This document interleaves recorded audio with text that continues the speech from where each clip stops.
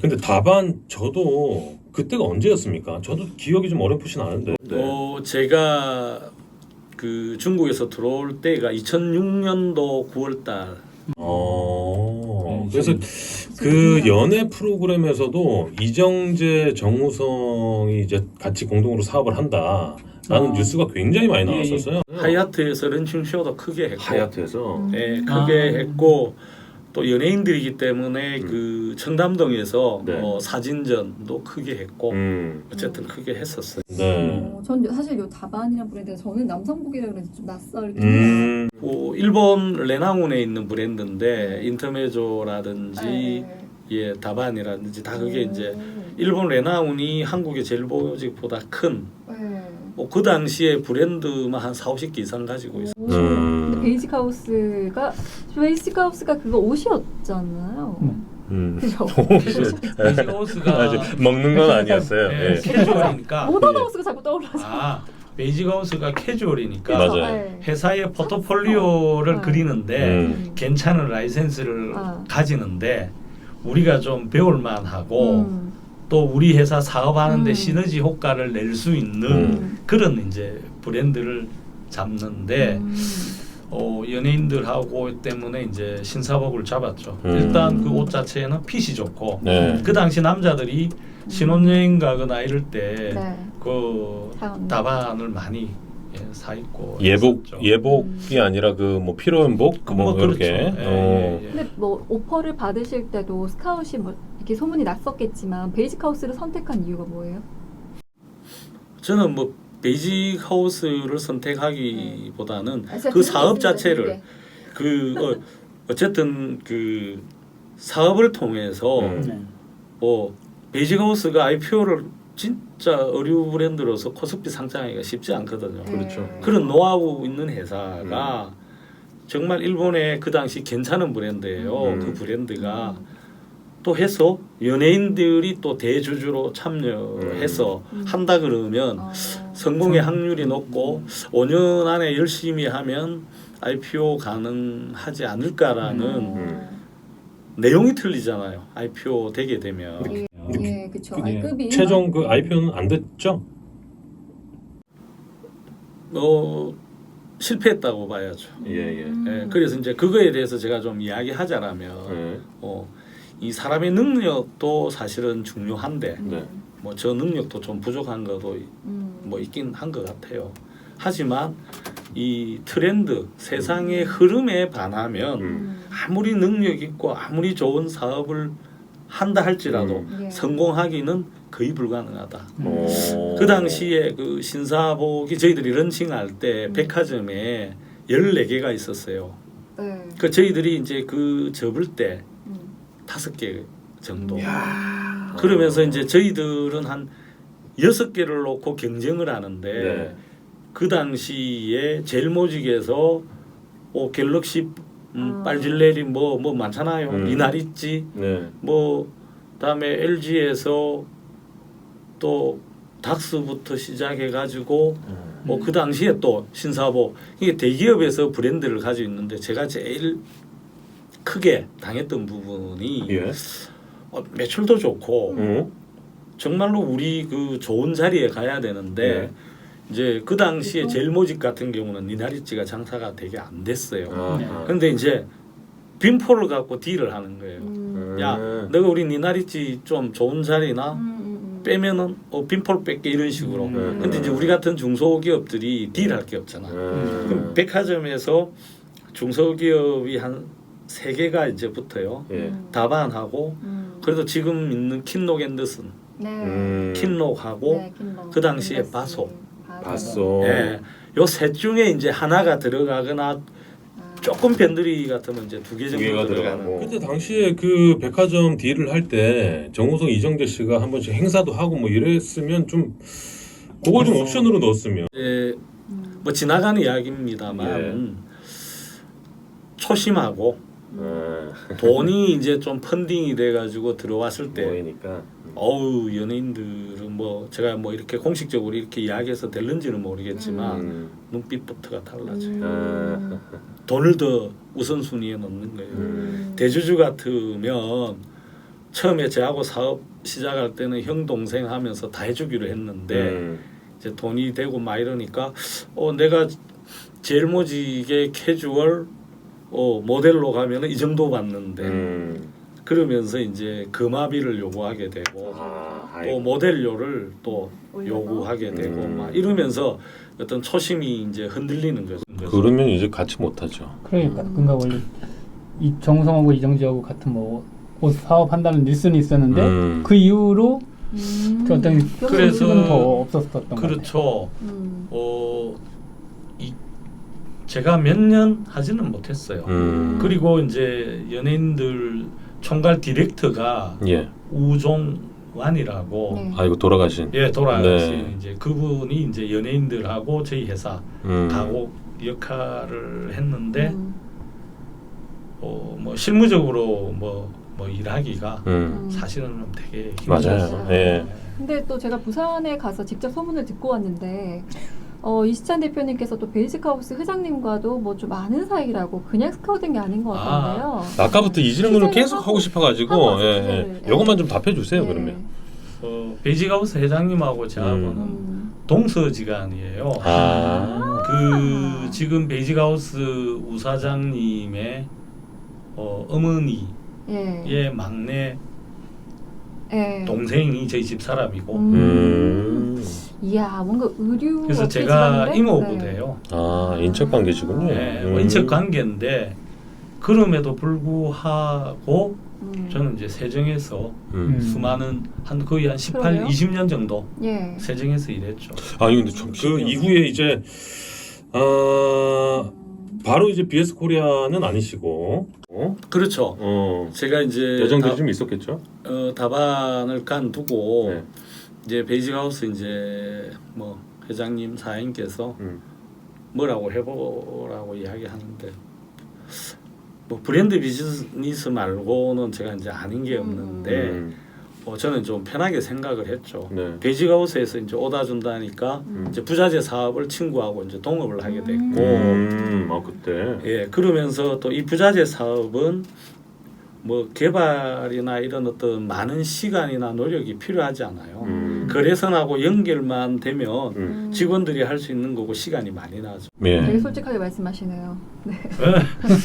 그래서 이제 네. 부자재 사업은 세팅하고 연결만 했고 시간이 남다 보니까 저는 이제 컨설팅 일을 좀 많이 했었어요. MPI 네네. 예, 최 대표님하고 뭐 중국뿐만이 아니고 한국의 여러 브랜드들도 같이 그러면서 이제 뭐 지금도 저는 마찬가지인데 계속 이제 이 패션이 디지털로 바뀌는 부분에 있어서 역할을 해야 되고 한다라는 부분을 사실은 말이 쉽지 실제적으로 전사적인 관점에서 책임질 수 있는 오너가 그렇게 하지 않으면 되지 않는 맞습니다. 내용들이지 않습니까? 이제 그런 관점에서 이제 공부를 좀 많이 부자재만 하면은 시간이 남아서 골프를 치러 다녀야 되고 노는 일들이 좀 많아요. 그걸 그렇게 뭐 슬프게 얘기하시니까 뭐 벌칙같이 들리네요. 또 이제 베이직하우스 같은 경우는 뭐 저한테 이제 뭐 던져 준 거잖아요. 네. 그냥 준 거잖아요. 거기에 뭐 영업할 일이 없고 뭐 그럴 일이 없으니까 이렇게 시간 편한. 그렇죠. 네. 이제 그런 과정에 있어서 이제 저는 이제 컨설팅 쪽으로 컨설팅을 이제? 통해서 이제 컨설팅을 하게 되면은 리드를 해야 되고 네. 또 앞으로 다가올 내용에 대해서 공부를 해야 되고 그게 그 사람들한테 또는 그 회사 그 브랜드한테 방향성이라든지 도움을 줘야 되지 않습니까? 그러려면은 뭐 좀 더 알아야 되고 그렇죠. 또 공부해야 트렌드도 파악을 해야 되고. 적성에 맞으셨나 보다 그런 게 공부하고 그럼- 알려주고. 그런 부분들이 어쨌든 이렇게 주어지다 보니까 이번에 이제 BS 코리아라는 부분 이 RFID도 보면은 사실은 첨단이에요. 그렇죠. 예, 활용을 활용을 해서 지금까지 못 해왔던 어떤 의류 산업을 획기적으로 좀 네. 바꾸는 어떤 내용들이거든요. 요거 네. 이제 이거 들어가야죠. 맞습니다. 타이밍은 잘 보시네요. 들어가요. 예. 그러니까 BS 코리아에서 사실 뭐 설립한 지는 얼마 안 됐지만 이게 30년간의 노하우가 대표님의 노하우가 이 그 집약된 아이템이지 않습니까? 좀 RFID도 좋다. 그렇고 ERP도 마찬가지고 예, 예. 이 특장점, 뭐 타사와의 차별점 이런 것들을 좀 편하게 풀어주시면 좋을 것 모르는 같은데. 부분이에요, 이게 제가. 단적인 예로 제가 오뭘 준비해 오셨어. 아. 요게 의류에 들어가는 케어라벨에 들어가는 요 반도체 칩이에요. 네. 아 그래요? 예. 이게 반도체 칩에 안테나가 달려 있는데 이제 요거를 RFID라는 게 Radio Frequency Identification이라 해서 어쨌든 그 네. 주파수를 네. 이용해서 위치를 추적하는 거예요. 이 상품이 어디 있는지를. 아. 그래서 또 아 그렇게 그걸 붙이잖아요, 그렇게. 이렇게 예, 붙이는데 바코드는 하나하나 읽잖아요. 네. 이렇게. 마트에 물건을 사면. 네. 근데 이 RFID는 바구니에 담아서 그냥 통과만 하면은 이 아. 주파수에 의해서 동시에 파악이 되는 거예요. 아 그렇게요. 예. 네. 그리고 케어라벨에 달려 있는데 음. 요 칩은 다 동일하고 네. 안테나의 모양은 브랜드에 따라서 틀려요. 유니크로 같은 경우는 조금 더 길더라고. 네, 맞습니다. 또 요거는 이제 일반 의류에 붙이는 거고, 그다음에 이제 요거는 스티커라 그래서 네. 청바지 같은 경우는 물에 워싱을 하잖아요. 그 물에 들어가면 이 안테나가 사용을 못해요. 죽는 거예요. 그래서 이제 워싱 다 끝나고 이제 붙이고 액세서리에 붙이고 하는 뭐 스티커 형태가 있고, 요거는 이제 케어라벨에 붙이는 형태가 있고, 또 고리 형태는 많은데 일반적으로 의류에는 요 두 가지가. 네. 네. 지금 일반적으로 나오는 옷들의 그 케어라벨 보면 그런 주파수가 숨어 있다는 거예요? 지금 전 브랜드는 아니고. 아.